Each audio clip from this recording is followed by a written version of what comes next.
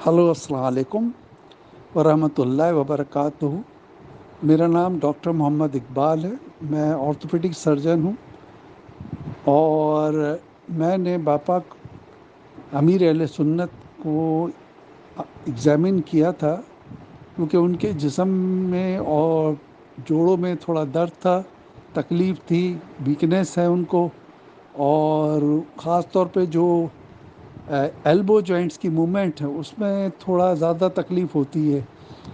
तो मेरे एग्ज़ामिनेशन करने में मुझे यही महसूस हुआ कि एक तो एज फैक्टर है, नंबर दो वो चूँकि माशाल्लाह इनके मुरीद बहुत ज़्यादा हैं तो वो हाथ वाथ मिलाते हैं, जिसके लिए फुल्ली स्ट्रेच करते हैं वो है हाथ को। पूरा फ्लेक्शन और एक्सटेंशन एल्बो जॉइंट पे होता है और साथ साथ वो शोल्डर जॉइंट भी यूज़ होता है।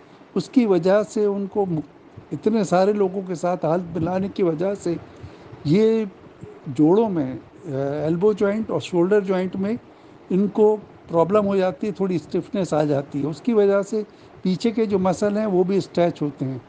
तो अच्छी तरह से एग्ज़ामिनेशन करने के बाद और हिस्ट्री लेने के बाद मेरा तज्ज़िया ये है कि इनको सिर्फ़ और सिर्फ कुछ प्रिवेंटिव मेजर्स लेने पड़ेंगे, जिसमें से नंबर एक ये जहाँ तक हो सके ये हाथ मिलाने का जो सिस्टम है ना उसको फ़िलहाल अवॉइड करें जहाँ तक हो सके।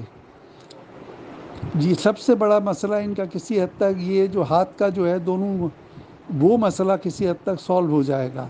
दूसरा, वह क्योंकि ये कुर्सी पर बैठते हैं और बैक रेस्ट नहीं होता, तो इसलिए मैंने एडवाइस किया है कि अगर वो बैक रेस्ट रखें और आगे बढ़ के मुसाफा करना है या आगे बढ़ के काम करने के बजाय पीछे कुर्सी के पीछे जो बैक रेस्ट लगा हुआ रखा हुआ होगा उसकी उस पर टेक लगा के उस और फिर ही मुलाकात भी करें और वो करें लिखने का काम जो कुछ भी है।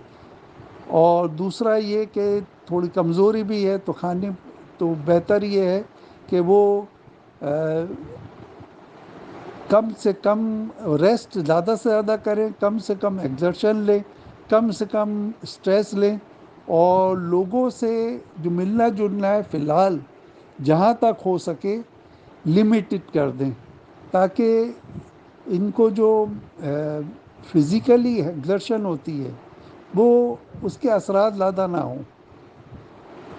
मेरे अपनी राय यही है और मैंने उनको ये एडवाइस की थी सारी चीज़ें और होपफुली इस पे वो अमल करेंगे इंशाअल्लाह ताला।